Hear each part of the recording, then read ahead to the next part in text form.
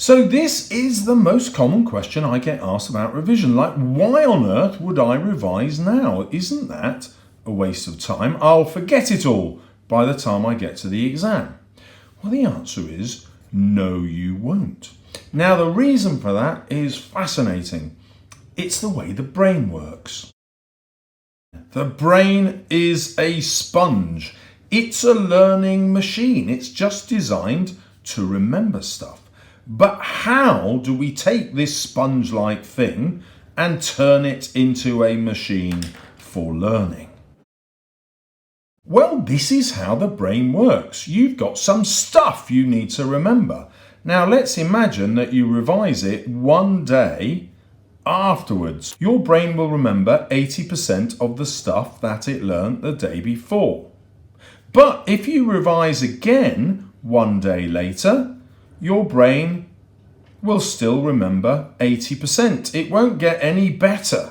It won't suddenly remember 90% or 100%.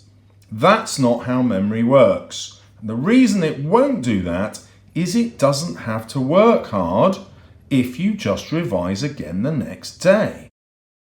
So cramming your revision does not work. You just don't remember anything extra because your brain doesn't have to work hard. And if your brain doesn't have to work hard, it just doesn't bother remembering stuff.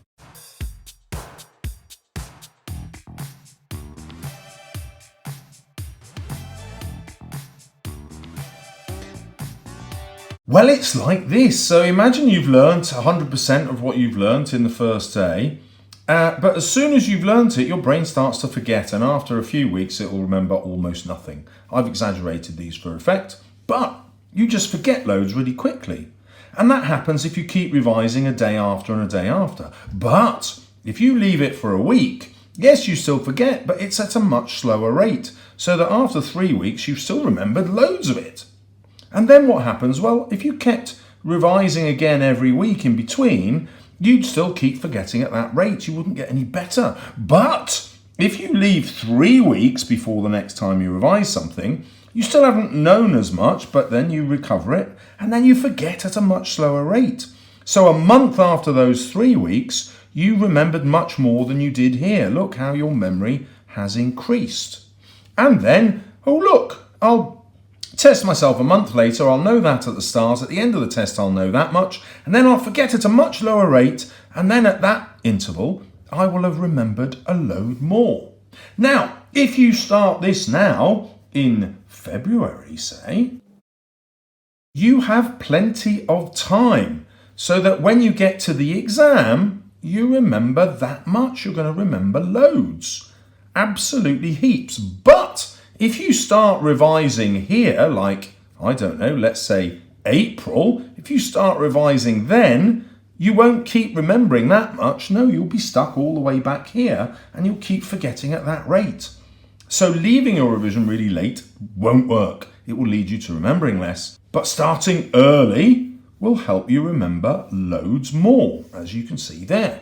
Now, the other important part of this is that it saves you time because you're not revising constantly. You're revising a day later, but then you're leaving it a whole week. And then you're leaving it a whole 3 weeks and then possibly another month. In other words, you're not revising loads. You're just revising a bit at a time at the right intervals so that your brain becomes a sponge and just remembers more. How cool is that?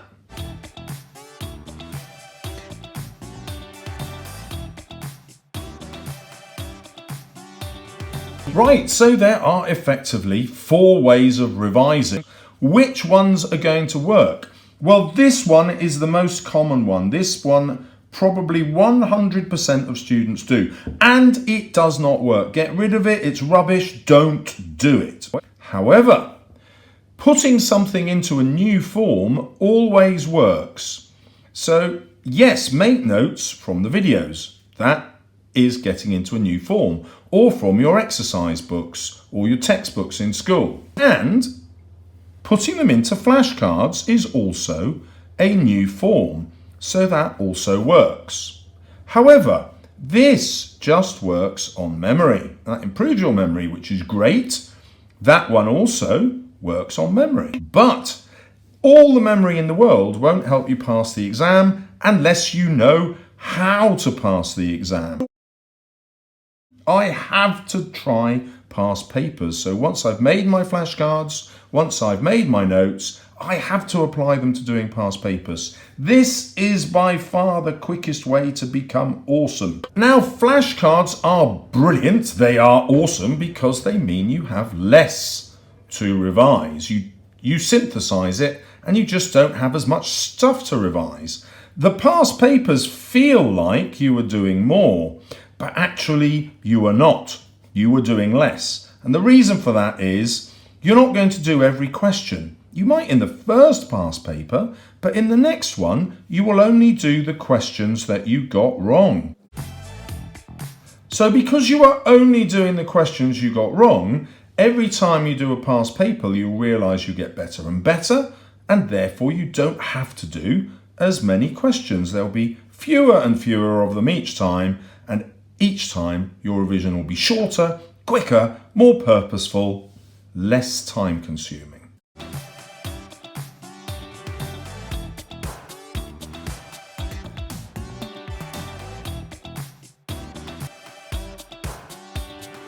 So your flashcard should basically have 5 bits of information. The front piece of information is going to be the quotation that you'll write about in your essay. And on the other side, you will have 4 different bits of information linked to that quotation. The easiest one to pick on is, what does this quotation symbolize about my character? What does it mean about the character? How can I show the character's development? Now, you're not going to write that as a paragraph. It will be a bullet point like that. Then you will have a second bullet point that links it to any of the themes of the text. So these 2 will comfortably get you up to grade 6. Hurrah! But I don't just want grade 6. I'm also going to link it to the author's viewpoint. I'm going to write that here as a new bullet point. That will make sure I get into grade 7 plus.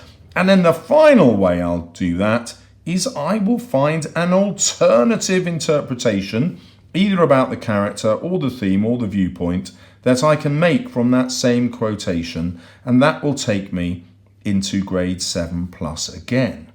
So my revision is now really easy. I've only got 4 things to remember about each quotation, but I know that those 4 things are going to get me grade 7 plus if I use them in the exam. And I'm going to get that even if I'm currently on a grade 3. That's not going to matter. I'm still going to be able to use these ideas. I might not do them very well. I might be rubbish at writing, in which case I will only end up with a pathetic grade 6. Hurrah! I've gone from a grade 3 to a grade 6. Thank you, Mr. Salles. All I had to do to get that was to write those revision cards. OMG! I know, but the reason I'm so excited about this is it actually works. Anyone can jump those 3 grades just by getting this bit of revision right. So the next problem that students have is, how many flipping quotes do I need? Are you telling me I'm going to need 100 for Macbeth? I mean, that's going to kill me. How will I ever remember them? So you'll have 5 quotations for each character. Let's say there are 5 characters. That will be 25 quotes. But Mr. Salles, don't do that, because we might have 5 themes, and that will also be 25 quotes, and you've only reduced me to 50 quotes. What are you talking about, Mr. Salles? This is what I'm talking about. These quotations will not be different. They will be the same. So you might have 5 characters giving you 25 quotations in all, but you're going to make sure that each of those link to a theme. This means you will have a maximum of 25 quotations for every single text that you do, and there aren't that many. That will mean you only have 25 flashcards for each text. But of course you might be starting this late. Your revision might not be now when I make the video, but later on, in which case you might not have time for 25 And you will go back to this and you'll say, well, I'm only going to have 4 quotations per character, or I might reduce it to 3 if I'm really up against it. But you identify the best quotations for your character, you link those to the key themes, and that reduces your total number. Now, when you do your past papers, you're going to have your flashcards in front of you, and you're going to use the wording of those to answer the questions. Hopefully you can see how useful they're going to be, because yes, you'll interpret the character, but you'll also link that to the theme. You'll also show how this reveals the author's viewpoint, and you might consider an alternative interpretation or viewpoint. And therefore, every time you're dealing with each quotation, you're automatically getting up to grade 7+ in the exam practice essay. Now, you will understand your revision much better if when you do the past paper, you mark it yourself. That will help you understand what the examiner's after. Of course, there is a big problem that you are not an expert, and therefore you might get the wrong answer. You might give it the wrong mark, which is fine. You're then going to give your marked answer to your teacher, who's going to mark your marking, and that way your teacher will train you on the bits of the mark scheme you don't understand. So then you'll do another past paper question, but this will be even quicker because you'll know what your teacher told you, and therefore you'll be able to do that even quicker than before when you hadn't had your teacher's advice. So obviously the key to your revision is making these 4 things as brilliant as you can during your revision process. Well, where are you going to get that information the most brilliantly? Well, you could get these ideas from your teacher. Or you could get these from other YouTubers. Or you could get them from Mr. Salles, who for some reason looks like a monkey.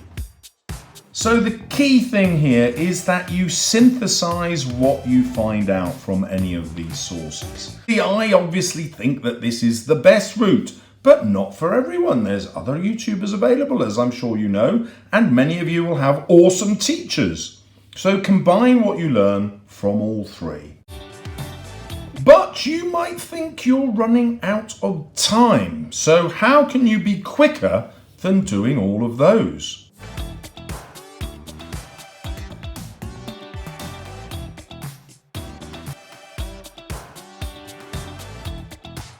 And this bit is absolutely crucial. My guides don't just tell you how to do stuff, they actually show you so you can see it on the page. This is what a grade 9 essay looks like. This is what a grade 6 essay looks like. And because you can actually see it, you can easily get the grades. So this is what a revision guide looks like, and here's another one, and you can see they're absolutely full of essays so that you can see exactly how to get the top grades. Here's a beautiful essay on violence, loads of detail. Here's my Macbeth guide. Look, I've even included note-taking techniques for you here and highlighted the key vocabulary, the subject terminology that's going to get you the grades. There's another note-taking sheet, another one, and a summary page which uses dual coding and elaboration. That's why you have to draw and label it. And you should notice how it builds from a grade 6 to a grade 7 to a grade 8 to a grade 9 and even beyond grade 9. There you are, too fast to show you. Here's my guide to literature. It does exactly the same thing. Absolutely packed full of example essays on loads of different texts. Because when you see the essays, it's so much easier to revise rather than me just giving you some notes that you need to remember and then you not knowing how to put those into your essays to get the grade. See? Now, my department when I left my old school got me Mr. Bruff's guide. Look how skinny it is compared to mine. Why? Because mine's packed full of essays. Here's a short one. If you fancy a short guide, this is my description one. It is awesome, as it says on the cover. Or my even more awesome, how to write a short story. There are 21 short stories. How many short stories have your teachers shown you or AQA shown you that are 500 words long that you could write in an exam? 0. Here's my language guide. It's my bestseller. It is pretty awesome. Again, model answers all the way through the book. Actually, the feel of the paper in this book is totally gorgeous. It's like silk. I don't know how my publishers have done it. Anyway, good luck. See you soon. Get revising.